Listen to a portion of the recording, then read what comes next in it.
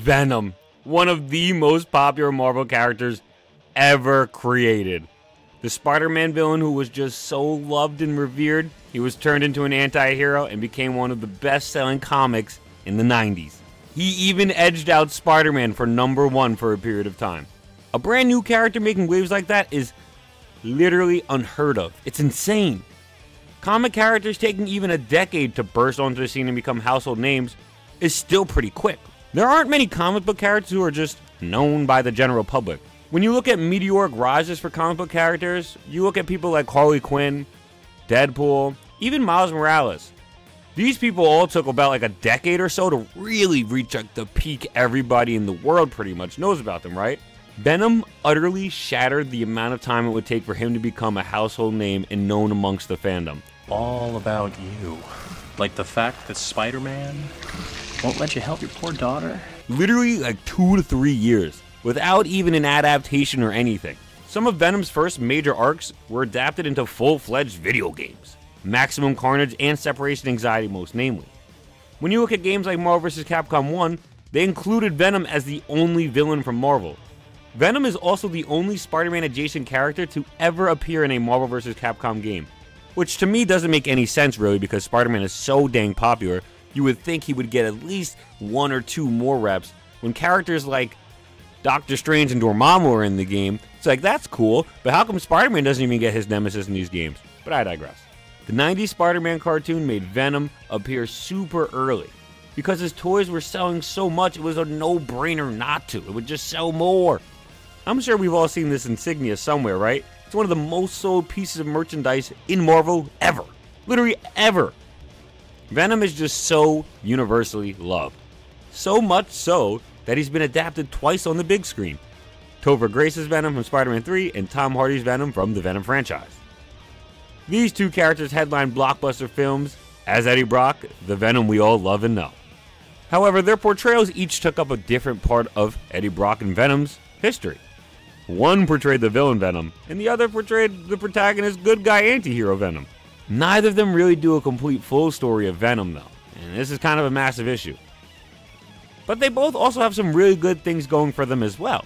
As someone who constantly consumes, rewatches, and breaks down Spider-Man media, it has crossed my mind quite a bit. Who was the more accurate adaptation out of these two? I love Venom in 616. I love him. So much so. He could be my favorite character in all of 616 outside of Spider-Man. His comics are some of my favorite stories I've ever read. I'd consider myself very, very well read on Venom, his origin story, and well, a very large majority of his comics. I'm going to use all the comics knowledge I have on Venom, plus additional research, to really get to the conclusion. Who was the best adapted Venom? I mentioned it briefly before, but neither Topher nor Tom's rendition of the character is a complete Venom story. In the comics, the character starts off pretty evil and vengeful of Spider-Man. His villainy isn't really villainous, it's more so just a vendetta against Spider-Man. Eddie Brock himself is kind of like a decent person. He has issues, sure, but he's a man who wants to do better no matter how many times he messes up. To easily break it down, Eddie Brock is the comeback king. He rose above all of his issues, setbacks, and anger to be an avenger, a good guy, and a hero. With all of these things, he grows out of his hatred for Spider-Man. Venom actually acknowledges Spider-Man is a big reason why Venom is so heroic. Bonding with Spider-Man taught him responsibility and that it's important to use powers for good and to try and help the less fortunate. Many people like to think Venom is just a blood-sucking murderous monster, but he's really never been that. At least Eddie Brock's Venom has never really been that. He's actually way more goofy than like ferocious. He sings songs while he's swinging. Like, how do people not see this guy as goofy? He has beef with Spider-Man, but he tries to keep it to that. And then he eventually rises above his failures to be a hero reborn and acknowledges Spider-Man actually helped him out a lot. Neither live-action adaptation gets the chance to portray anything even resembling this though, which is kind of sad. They both kind of stop at the halfway point. One gives you an intro into the character, you know, the beginning when he's a villain and whatnot, and the other gives you the lethal protector good guy. Together, they actually probably make up one really good Venom story. You'd have to patch up a few holes here and there naturally, but overall it would be pretty solid. As an adaptation, they both obviously will have lots of issues if they're missing large amounts of source material in each of their adaptations. Let's start to look at them as adaptations, starting with Spider-Man 3 Venom, Topher Grace. He did come first, after all. Ooh, my spider sense is tingling. He's a schemer, man. He had no ability for self-reflection, and he blames a lot of his issues and problems on everyone else but himself. This is comic book Eddie stuff. They honestly do a very good job with that. He's still a news reporter. He loses his job because Peter Parker exposes him for being a liar. And it looks very, similar. All of this, I really like. It's so accurate. Where I start to get lost, honestly, is the casting. He's busy. Oh, no, I'm just here to talk to you, beautiful. I'm a fan of Topher Grace. I love the 70s show, but I do not picture him as Eddie Brock. Eddie Brock is like a big, muscular, hulking dude. He could strike fear into people without even being Venom. Topher Grace, however, is much smaller and skinnier and shrimpier. The director of this movie, Sam Raimi, stated he wanted Eddie Brock to be more of a dark mirror to Peter Parker, which is why he casted Topher Grace. Topher Grace is a similar body type to Tobey Maguire, so I get what he was going for, but that doesn't make it comic book accurate. Visually, it may help fans seeing Eddie Brock look similar to Peter Parker, you know, it's one's the bad version, one's the good version. But Eddie Brock is already pretty much a solid dark mirror of Peter Parker. He doesn't need to be Peter's exact height and weight to get the point across. This may sound like a nitpick by me, but honestly, Eddie Brock and Venom both are supposed to be big and intimidating. It's a part of the character. This Venom does not feel big and intimidating, he feels small and shrill. It's kind of off-putting if I'm going to be real. This is how I picture Venom. Not like this. His story and how he became Venom is actually pretty dang accurate to the comics though. Spider-Man / Peter Parker exposes him and he loses his job. He goes to a church while Spider-Man is there removing the symbiote, and at the same time, the suit falls onto Eddie and he becomes Venom. Like I said, spot on for the comics. It's actually pretty crazy. Sam Raimi has stated he's not very well versed in Venom, which is why he didn't want to use the character in the first place, but he got the origin pretty accurate. The only real difference is like why Eddie Brock goes to church. In the comic, he actually goes to the church to take his own life. It's a much darker moment for the character than it is in the movie. In the movie, we don't get the exact reasons to why he went to church, but when he's praying to God, he doesn't say anything about wanting to take his own life or any of that. He says this. It's Brock, sir. Edward Brock Jr. I come before you today, humbled and humiliated, to ask you for one thing.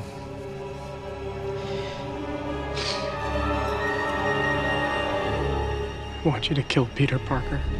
Hilarious. This is for sure hilarious.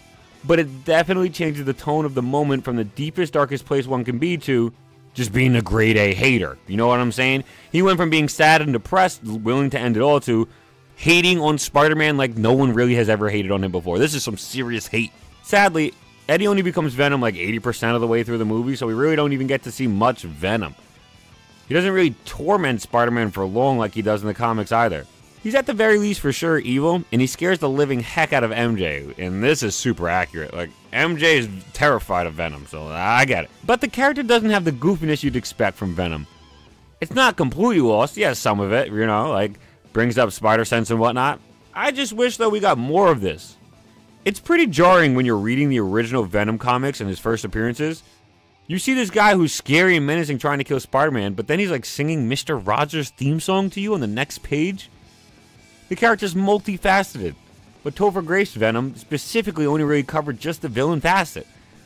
To summarize, Topher's Venom has a great origin and does the evil Venom pretty well.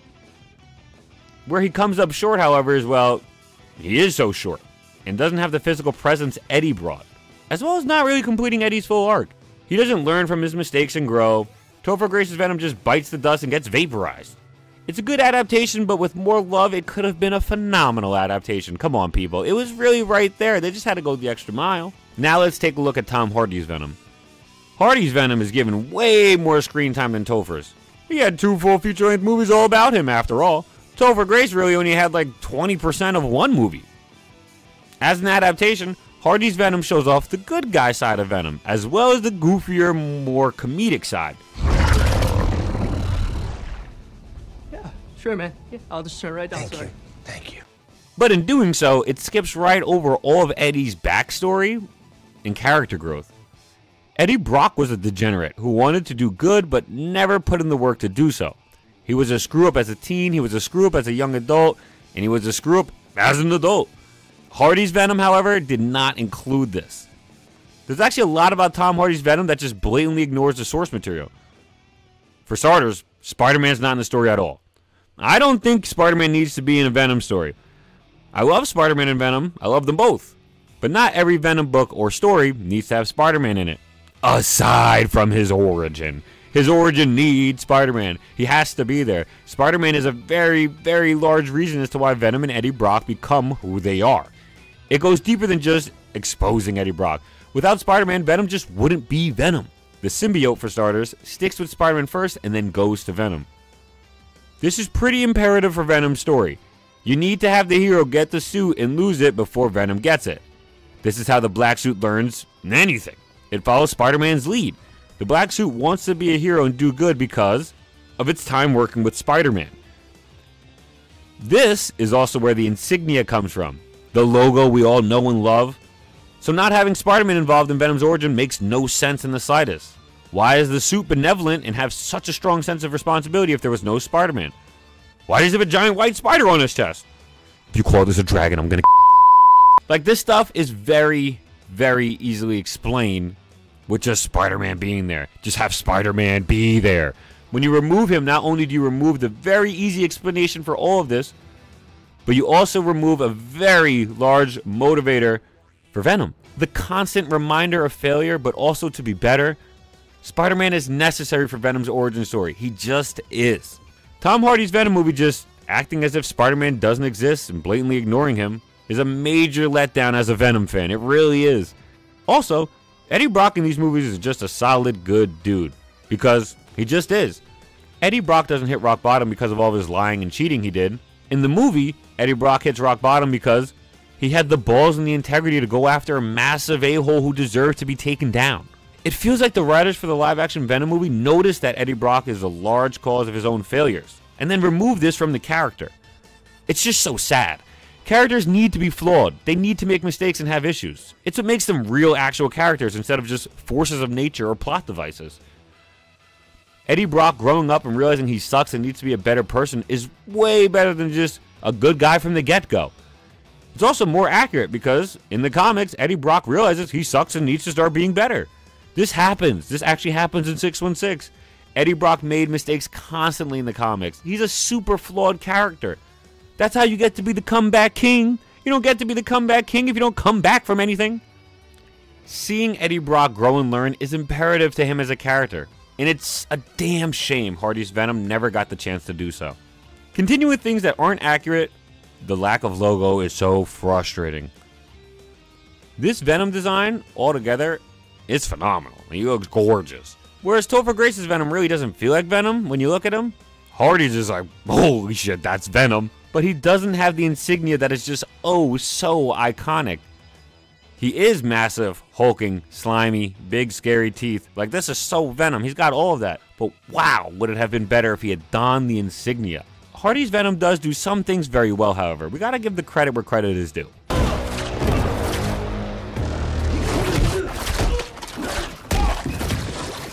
I'm so sorry about your friends. In personality, Venom is really well portrayed in the first movie. He's very scary, but he's also very goofy. Man says things that are like, huh? But it's also like, yeah, this is kind of on brand for the comics. And we will find you and eat both your arms and then both of your legs, and then we will eat your face right off your head. Do you understand? In Venom 2, I think they went a bit overboard with the goofiness, but it's still better than no goofiness at all. The bond between Venom and Eddie Brock is also much better shown in Hardy's films than in Topher Grace's one adaptation. Where will we go? I don't know. Anywhere that means at least will protect her, I suppose. These two have sort of like a bromance thing going. They really do love and care about each other, but they also bicker constantly. You watch the first movie and you're like, nice, they should have some chemistry by the end of this or by the end of the second movie. But then you're watching the second movie and they still have issues and flaws and they're still bickering constantly. Which is pretty akin to the comics. For some reason, no matter how much time passes, Venom and the symbiote just cannot stop constantly beefing. They're like a married couple, honestly. Eddie has donned the suit in the comics for like 16 years, and they still argue like they just met. It's something that's so accurate, I just really appreciate. Tom Hardy's Eddie Brock isn't big, but he's definitely bulkier and more intimidating than Topher Grace is. Hardy's Eddie Brock also looks like a bum who just reeks. And I feel like this is just super on brand for 616. I don't know. You look at this man, Eddie Brock, in 616, you can tell this man looks like a bum and he smells bad. If Hardy was just a little bit taller, this could be a peak Eddie Brock casting. Lastly, the Venom movies give Venom more of his own mythos in an adaptation. You know, with his love interests like Ant showing up and other symbiotes like Carnage and Riot showing up. Personally, I'm not going to fault Topher's Venom for not having these things. But it's always nice to see more comic book characters from our favorite anti-hero stories. Comparing the two, and stating a clear-cut winner for who is more accurately adapted, is tough. I mean, the character has two distinct archetypes in his history, and each adaptation displays one of those two archetypes. They both are accurate in that sense. Topher is the evil Venom who started off, and Hardy's the good guy Venom we get to see as time passes. But this also means they both have issues, you know, because they're both missing half of the adaptation. To be fair, Venom is only a villain as Eddie Brock for like 3 or 4 years of his 16 plus years as Venom. Eddie Brock spent way more time as an anti-hero than he did as a villain. And even when he was a villain, he was still like kind of a good guy. He would save and help innocents. His main gripe was really just his beef with Spider-Man. But he was still like trying to look out for people. Off of this alone, I gotta say Hardy's is more accurate.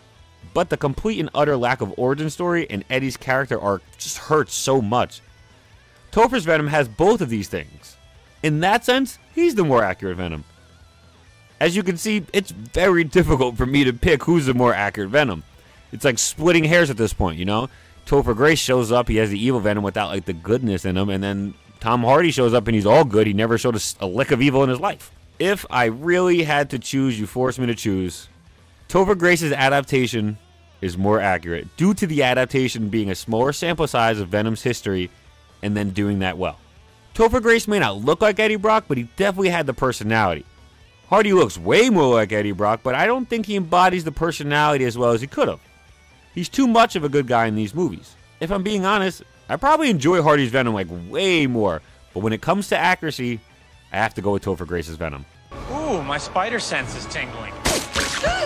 Man, I just love Venom so much. I should make more videos about this dude. Dunk out. Peace.